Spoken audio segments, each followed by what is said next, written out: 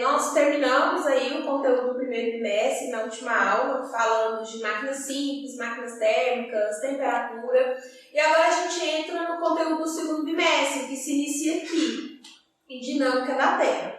Provavelmente vocês já viram um pouco desse conteúdo no sexto ano, né? Então vocês já têm aí alguma familiaridade.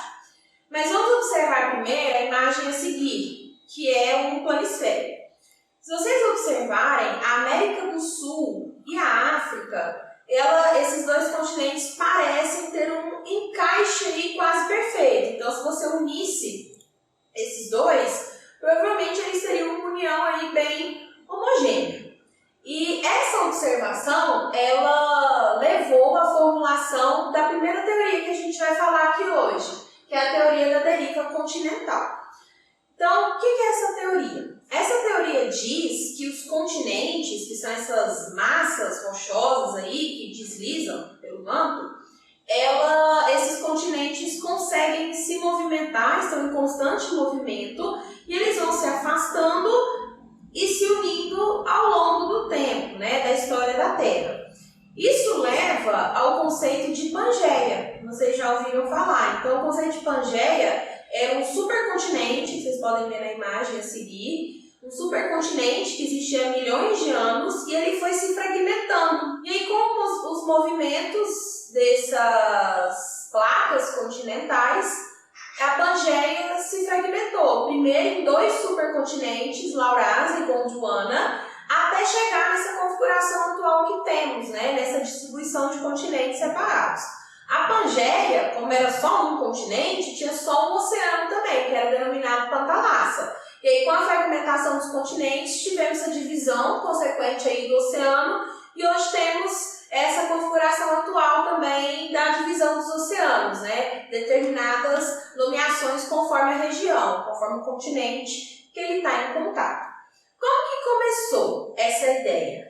As evidências que suportam a teoria da deriva continental são três. A primeira delas é justamente essa observação da semelhança entre os continentes, né? Esse encaixe que parece haver entre alguns continentes, principalmente a América do Sul e a África.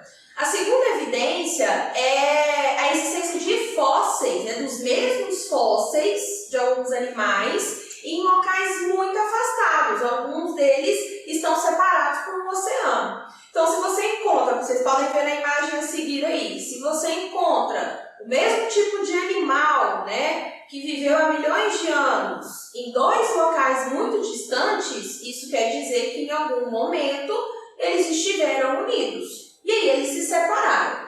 A terceira evidência são camadas de rochas iguais, né, em profundidades iguais, encontradas também em locais muito distantes. Então, aqui no Brasil e na Índia, por exemplo, em determinadas escavações você consegue achar estratos de rochas com os mesmos tipos de fósseis em locais que estão separados por um oceano. Então, se você encontra estruturas semelhantes em locais muito distantes, isso indica que em algum momento eles estiveram unidos.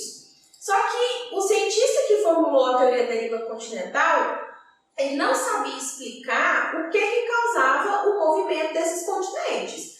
Ele, né, tinha essa ideia de que eles se movimentavam, mas ele não sabia dizer como eles se movimentavam. A ausência dessa evidência da movimentação nos continentes causou aí uma má aceitação dessa ideia no começo. Então, as pessoas não levavam muito em consideração a teoria da deriva continental, porque ela não tinha um embasamento para explicar como os continentes se movimentavam.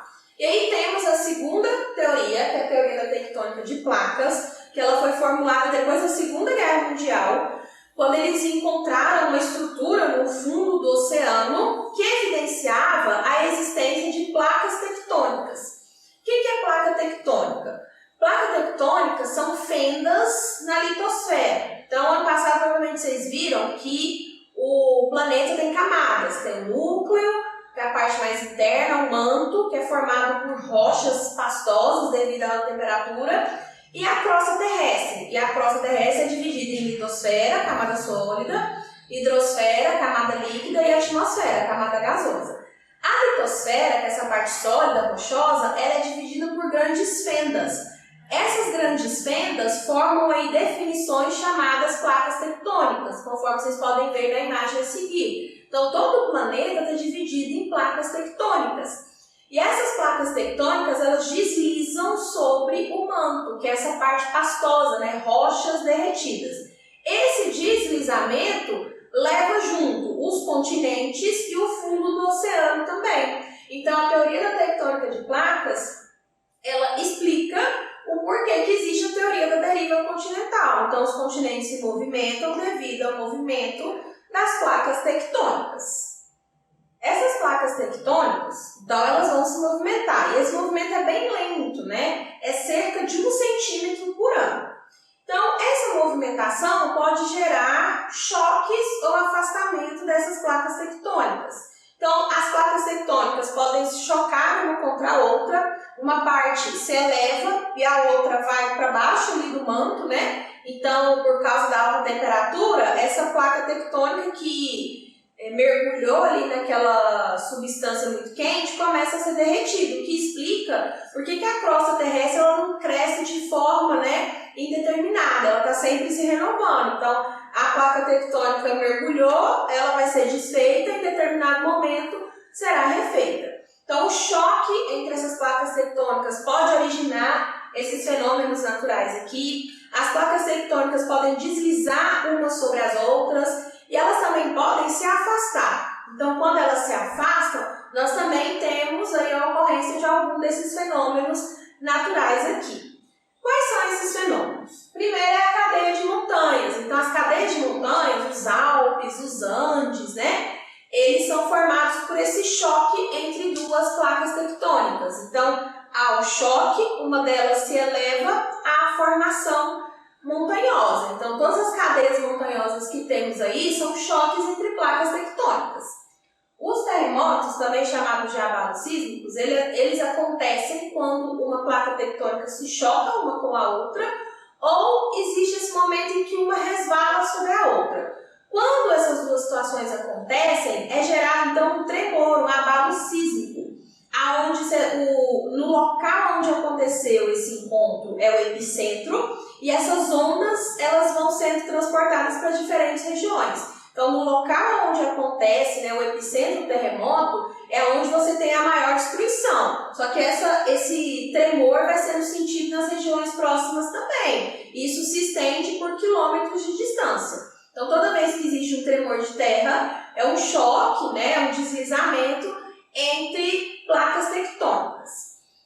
Os terremotos também podem acontecer no oceano, porque o fundo do oceano está sobre placas tectônicas. Quando acontece esse terremoto, é gerado então um tsunami. O que é o tsunami? É a formação de uma onda muito grande devido a esse tremor que vai incidir sobre a região litorânea e pode causar intensa destruição. Então, na Indonésia, por exemplo, um dos tsunamis mais famosos da história destruiu de forma muito intensa aquela região, matando muitas pessoas, muitas espécies de animais, destruindo construções, né, diminuindo o turismo também.